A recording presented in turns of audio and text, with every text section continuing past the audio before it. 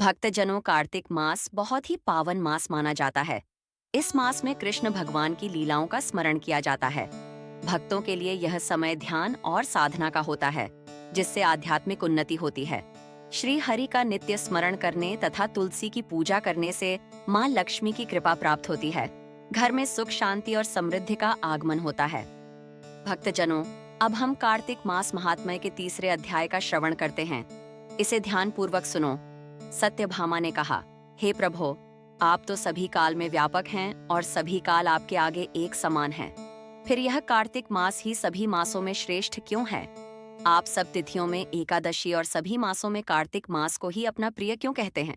इसका कारण बताइए। भगवान श्री कृष्ण ने कहा, हे भामिनी, तुमने बहुत अच्छा प्रश्न किया है। मैं तुम्हें इसका उत्तर देता हूँ। ध्यान पूर्वक सुनो। इसी प्रकार एक बार महाराज बेन के पुत्र राजा पृथु ने प्रश्न के उत्तर में देवर्षि नारद से प्रश्न किया था, और जिसका उत्तर देते हुए नारद जी ने उसे कार्तिक मास की महिमा बताते हुए कहा, हे राजन, एक समय शंख नाम का एक राक्षस बहुत बलवान एवं अत्याचारी हो गया था। उसके अत्याचारों से तीनों लोकों में त्राही त्राही मच गई। उस शंखासुर ने स्वर्ग में निवास करने वाले देवताओं पर विजय प्राप्त कर इंद्रादि देवताओं एवं लोकपालों के अधिकारों को छीन लिया। उससे भयभीत होकर समस्त देवता अपने परिवार के सदस्यों के साथ सुमेरु पर्वत की गुफाओं में बहुत दिनों तक छिपे रहे। तत्पश्चात वे निश्चिंत होकर सुमेरु पर्वत की गुफाओं में ही रहने लगे।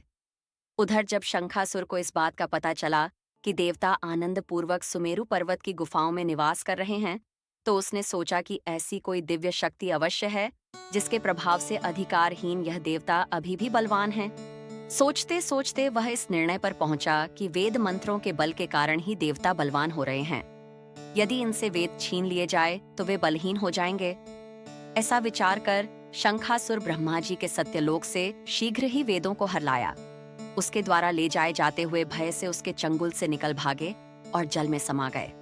शंखासुर ने वेद मंत्रों तथा बीज मंत्रों को ढूंढते हुए सागर में प्रवेश किया, परंतु न तो उसको वेद मंत्र मिले और न ही बीज मंत्र। जब शंखासुर सागर से निराश होकर वापस लौटा, तो उस समय ब्रह्मा जी पूजा की सामग्री लेकर सभी देवताओं के साथ भगवान विष्णु की शरण में पहुंचे और भगवान को गहरी निद्रा से जगाने के लिए गाने बजाने लगे और धूप गंध आदि से बारंबार उनका पूजन करने लगे। धूप, दीप, नैवेद्य आदि अर्पित किए जाने पर भगवान की निद्रा टूटी और वह देवताओं सहित ब्रह्मा जी को अपना पूजन करते हुए देखकर बहुत प्रसन्न हुए तथा कहने लगे, मैं आप लोगों के इस कीर्तन एवं मंगलाचरण से बहुत प्रसन्न हूँ। आप अपना अभीष्ट वरदान मांगिए, मैं अवश्य प्रदान करूंगा। जो मनुष्य आश्विन शुक्ल की एकादशी से देवोत्थान एकादशी तक ब्रह्म मुहूर्त में उठकर मेरी पूजा करेंगे, उन्हें तुम्हारी ही भांति मेरे प्रसन्न होने के कारण सुख की प्राप्ति होगी। आप लोग जो पाद्य, अर्घ्य, आचमन और जल आदि सामग्री मेरे लिए लाए हैं, वे अनंत गुणों वाली होकर आपका कल्याण करेगी। शंखासुर द्वारा हरे गए संपूर्ण वेद जल में स्थित हैं।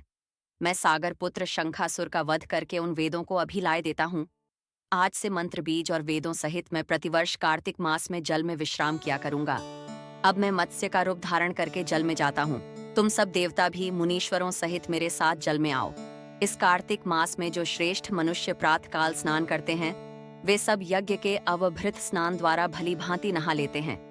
हे देवेंद्र, कार्तिक मास में व्रत करने वालों को सब प्रकार से धन, पुत्र पुत्री आदि देते रहना और उनकी सभी आपत्तियों से रक्षा करना। हे धनपति कुबेर, मेरी आज्ञा के अनुसार तुम उनके धन धान्य की वृद्धि करना, क्योंकि इस प्रकार का आचरण करने वाला मनुष्य मेरा रूप धारण करके जीवन मुक्त हो जाता है। जो मनुष्य जन्म से लेकर मृत्यु पर्यंत विधि पूर्वक इस उत्तम व्रत को करता है, वह आप लोगों का भी पूजनीय है। कार्तिक शुक्ल पक्ष की एकादशी तिथि को तुम लोगों ने मुझे जगाया है, इसलिए यह तिथि मेरे लिए अत्यंत प्रीतिदायिनी और माननीय है। हे देवताओं, यह दोनों व्रत नियम पूर्वक करने से मनुष्य मेरा सान्निध्य प्राप्त कर लेते हैं। इन व्रतों को करने से जो फल मिलता है, वह अन्य किसी व्रत से नहीं मिलता।